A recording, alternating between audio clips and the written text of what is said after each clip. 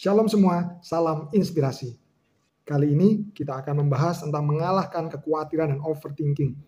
Ada begitu banyak orang pada zaman ini, khususnya generasi muda, mengalami overthinking, bahkan dikatakan mengalami mental health. Dan ini adalah suatu hal yang serius dan kita perlu ajarkan untuk setiap orang bisa mengerti bahwa mereka punya otoritas atas pikiran mereka. Kita tidak harus tunduk pada kekhawatiran, kita tidak harus tunduk pada overthinking. Semuanya bisa diatasi, semua bisa dikalahkan bersama-sama dengan Tuhan. Mari kita lihat 2 Korintus 10 ayat 45. Saya bacakan di sini dari kitab terjemahan baru. 2 Korintus 10 ayat 4 sampai 5. Karena senjata kami dalam perjuangan bukanlah senjata duniawi, melainkan senjata yang diperlengkapi dengan kuasa Allah yang sanggup untuk meruntuhkan benteng-benteng. Kami mematahkan setiap siasat orang dan merubuhkan setiap kubu yang dibangun oleh keangkuhan manusia untuk menentang pengenalan akan Allah. Kami menawan segala pikiran dan menaklukkannya kepada Kristus. Dan di sini dikatakan bahwa yang pertama, kekhawatiran dan overthinking adalah pola berpikir, pilot otomatis tubuh kita. Sebelum kita masuk 2 Korintus 10 ayat 4 sampai 5 lebih lanjut, kita harus memahami cara berpikir kita. Pola pikir ini terbentuk dari argumen, teori, pikiran-pikiran yang masuk ke dalam otak. Dan karena adalah pola pikir, karena adalah pilot otomatis, maka kita sadari atau kita seringkali malah kita tidak sadari, itu muncul. Karena itu adalah sebuah kebiasaan. Dan karena kebiasaan, kita mau atau tidak mau, tiba-tiba saja itu muncul. Ada satu pikiran muncul, ada suatu fakta, kita melihat hal-hal yang tidak enak, hal-hal yang mungkin berkaitan dengan pekerjaan, berkaitan dengan nilai, berkaitan dengan tugas dari dosen, dari guru, atau berkaitan dengan uang yang kita terima. Ada begitu banyak hal, atau masalah dengan teman-teman. Begitu kita dapat fakta itu, begitu kita mengetahui sesuatu, atau seorang menginformasikan sesuatu, tiba-tiba saja kita overthinking. Kita memikirkan terus menerus sampai membuat hati dan jiwa kita ini terpengaruh dalam kesedihan, dalam kekhawatiran yang terus menerus. Dikatakan dalam berbagai buku yang menjelaskan tentang otak bahwa 95% dari apa yang kita lakukan dipengaruhi oleh otak bawah sadar. Otak bawah sadar dibentuk dari hal-hal yang sudah diajarkan kepada kita atau yang kita lihat sejak kita kecil, khususnya ketika kecil sampai usia SD. Dan itu kita bawa terus-menerus. Dan untuk mengubah itu memang tidak mudah, butuh sebuah latihan. Pola pikir terbentuk, ada argumen, teori, pikiran-pikiran masuk ke otak dari kecil. Dan yang kita perlu lakukan berdasarkan 2 Korintus 10 ayat 4 sampai 5, kita harus berlatih untuk mengikat dan memenjarakan pikiran-pikiran negatif, pikiran-pikiran bohong dari setan. Ada pikiran-pikiran yang tampaknya bagus, tapi sebenarnya salah. Karena itu, ini adalah latihan. Karena ini latihan, otomatis bisa saja kita berbuat salah. Bisa saja kita luput.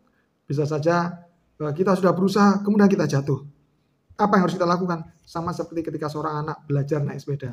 Ketika jatuh, bangun. Ketika jatuh, bangun. Ketika jatuh, bangun. Kita tidak perlu menghitung berapa kali kita jatuh dalam overthinking, dalam kekhawatiran. Tapi yang penting, setiap kita jatuh, kita bangun. Dan yang salah satu yang sangat penting sekali, kita nggak akan melakukan itu sendirian. Karena kita berjalan bersama dengan Tuhan. Roh Kudus. Ketika kita percaya kepada Tuhan Yesus, maka Roh Kudus berdiam dalam diri kita. Roh Kudus akan menasihati, akan menghibur, akan menuntun langkah demi langkah. Mari kita lihat selanjutnya. Kita perlu kenali pola pikir kita. Dan kita bandingkan dengan firman. Dalam Roma pasal 12 ayat 2 dikatakan, janganlah kamu menjadi serupa dengan dunia ini, tetapi berubahlah oleh pembaharuan budimu, sehingga kamu dapat membedakan manakah kehendak Allah, apa yang baik, yang berkenan kepada Allah, dan yang sempurna. Jadi jangan kita menjadi serupa dengan dunia ini. Otomatis semua orang tuh ingin serupa dengan pada umumnya. Ketika kita tidak berpikir, bertindak seperti pada umumnya, seperti orang sekeliling kita, maka ada ketakutan, kekhawatiran, kita dianggap aneh. Nah, tapi ingat, kita besar, kita sekarang ada adalah sebuah generasi di mana overthinking, di mana kekhawatiran itu begitu dominan. Jangan menjadi serupa. Jangan menjadi serupa. Kalau yang lain kena mental health, kita tidak kena mental health. Dan di sini pola pikir yang buruk harus dihancurkan. Pola pikir firman harus dibangun. Oleh karena itu kita harus baca Alkitab setiap hari.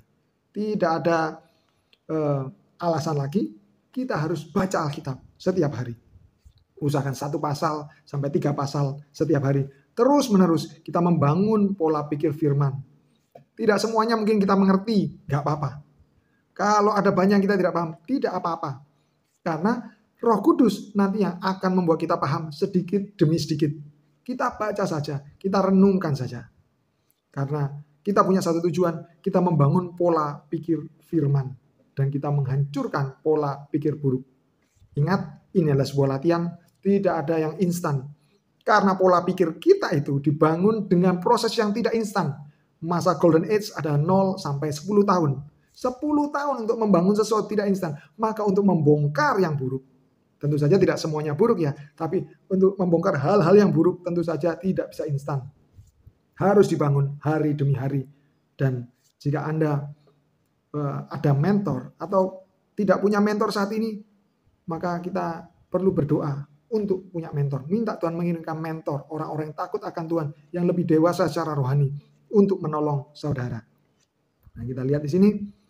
Selanjutnya, kita perlu mengidentifikasi setiap pikiran yang masuk.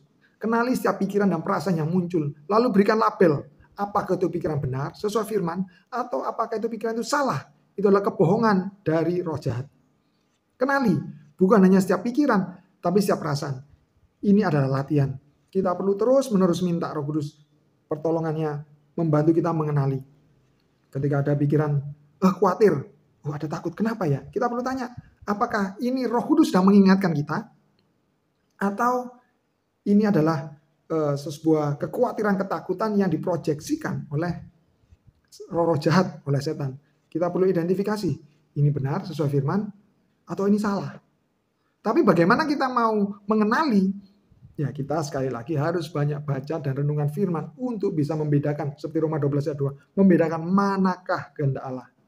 Apa yang baik, yang berkenan pada Allah, dan yang sempurna. Dan tentu saja membedakan mana yang tidak sesuai dengan firman Tuhan. Ada banyak orang Kristen, itu misalkan ketika di sekolah atau di pekerjaan, bekerja dengan keras. Atau di sekolah belajar dengan rajin. Dan semua orang yang melihatnya melihat, wah bagus sekali, rajin. Memang rajin itu penting, sangat-sangat penting. Tapi apakah kerajinan itu didorong oleh sebuah kekhawatiran, ketakutan, dan bahkan overthinking? Kalau didorong oleh kekhawatiran overthinking, maka yang terjadi ketika bekerja menjadi overwork, bekerja berlebihan. Ketika di sekolah menjadi overstudy, belajar berlebihan sehingga mengabaikan hal-hal lainnya, mengabaikan Tuhan dan firman-Nya. Kita perlu identifikasi. Dan kembali lagi, latih terus, latih terus, latih terus. Baca renungkan, belajar mengenali. Baca renungan, belajar mengenali. Jangan takut jatuh, jangan takut salah. Ketika kita jalan sama Tuhan, pasti akan berhasil, pasti akan bisa. Karena kita punya coach dan mentor terhebat, yaitu Roh Kudus. Dan kalau kita berdoa pada Tuhan, Tuhan akan kirimkan juga mentor-mentor manusia-manusia yang takut akan Tuhan untuk menolong saudara dan saya. Kita lihat selanjutnya. Ini adalah latihan, bukan hanya mengenali, tapi ini adalah latihan perang. Kalau kita tahu ada pikiran jahat, kita tahu ada pikiran yang negatif, yang membuat kita terus-menerus berpikiran negatif. Kalau itu pikiran dari Roh Kudus, maka mungkin Tuhan akan menegur. Kalau salah kita minta ampun, maka kita datang sama Tuhan akan ada damai sejahtera, sukacita. Tetapi ketika itu pikiran dari setan, dari roh jahat, roh dunia, maka mungkin tampaknya biasa saja. Tapi itu akan membawa kita terus terpikir. Kenapa? Pekerjaannya setan adalah memberikan narasi. Kita lihat fakta, kejadian itu yang sepertinya biasa bagi orang lain, biasa-biasa saja. Tapi tiba-tiba disambungkan, ada sebuah narasi. Dan narasi itu membuat kita ketakutan, kekhawatiran. Bagaimana kalau begini? Bagaimana kalau begitu? Ketika kita tahu ada pikiran yang tidak benar, tandanya ketika kita terus-menerus overthinking. Overthinking beda dengan thinking over ya. Overthinking itu kepikiran. Kalau thinking over itu adalah mempertimbangkan.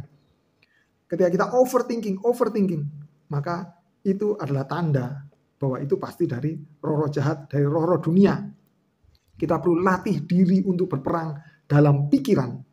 Sekali lagi, latihan perang dalam pikiran kita oleh kuasa Roh Kudus. Dalam Efesus 6 ayat 10 sampai 13, kita belajar sesuatu tentang peperangan rohani. Efesus 6 ayat 10-13 dikatakan, akhirnya hendaklah kamu kuat di dalam Tuhan, di dalam kekuatan kuasanya. Kenakanlah seluruh perlengkapan senjata Allah, supaya kamu dapat bertahan melawan tipu muslihat iblis. Karena perjuangan kita bukanlah melawan darah dan daging, tapi melawan pemerintah-pemerintah, melawan penguasa-penguasa, melawan penghulu-penghulu dunia yang gelap ini, melawan roh-roh jahat di udara. Karena itu, ambillah seluruh perlengkapan senjata Allah, supaya kamu dapat mengadakan perlawanan pada hari yang jahat itu dan tetap berdiri sesudah kamu menyelesaikan segala sesuatu. Ini masih panjang ayatnya, nanti bisa dibaca sendiri. Tapi dikatakan di sini ada yang namanya penguasa-penguasa, pemerintah-pemerintah, penghulu-penghulu dunia, roh-roh jahat. Ada sesuatu yang tidak tampak fisik, dimensi supranatural, dimensi roh. Dan roh-roh jahat ini, setan-setan ini, dia bisa memproyeksikan pikiran-pikiran kita. Kita perlu melawan pikiran itu. Karena di balik setiap pikiran, itu ada rohnya. Demikian juga di balik setiap firman yang hidup, ada Roh Kudus. Kita perlu melawan pikiran yang salah, memenjarakan pikiran yang salah. Dan kita tundukkan, kita bilang dalam nama Tuhan Yesus, aku tolak semua pikiran-pikiran ini. Aku tundukkan di bawah kaki Tuhan Yesus. Sesuai dengan 2 Korintus 10. Jadi di sini ini latihan terus menerus. Dan ketika kita terus melatih diri kita, maka kita akan menjadi terlatih. Dan semakin tinggi level terlatih kita, maka itu menentukan level kedewasaan kita. Seorang yang dewasa rohani adalah seorang yang bisa punya otoritas atas pikirannya. Dia bisa menentukan apa pikiran yang bisa mempengaruhi dia, apa pikiran yang bisa dia tolak. Nah, kita terima firman. Setelah kita menolak pikiran yang negatif, kita berkata dalam nama Tuhan Yesus aku tolak. Katakan, dalam nama Tuhan Yesus, aku tolak semua pikiran kekhawatiran akan uang atau kekhawatiran akan nilai di dalam nama Tuhan Yesus. Aku taruh darah Tuhan Yesus di atas kepalaku, di atas hati dan perasaanku. Katakan seperti itu. Kemudian selanjutnya, perkatakan firman. Jangan cuma menolak, jangan cuma berkatakan darah Tuhan Yesus, tapi berkatakan, terima kasih Tuhan buat janjimu. Nah, ini perlu kita hafalkan ayat-ayat firman Tuhan yang sudah menjadi berkat buat diri kita. Kalau ayat tentang kekhawatiran, mungkin kita bisa katakan Filipi 4 ayat 6 dan 6-7 tentang kekhawatiran, atau 1 Petrus 5 ayat 7. Demikian juga ada begitu banyak ayat di dalam firman Tuhan. Perkatakan terima kasih Tuhan, Engkau membuat aku berhasil dan beruntung. Kalau kita rasanya sendirian, katakan terima kasih Tuhan karena Engkau sangat mengasihi aku. Aku adalah biji mata Tuhan, aku adalah kesayangan Tuhan. Darah Tuhan Yesus sudah menebus hidupku. Tuhan sangat mengasihi aku. Perkatakan itu.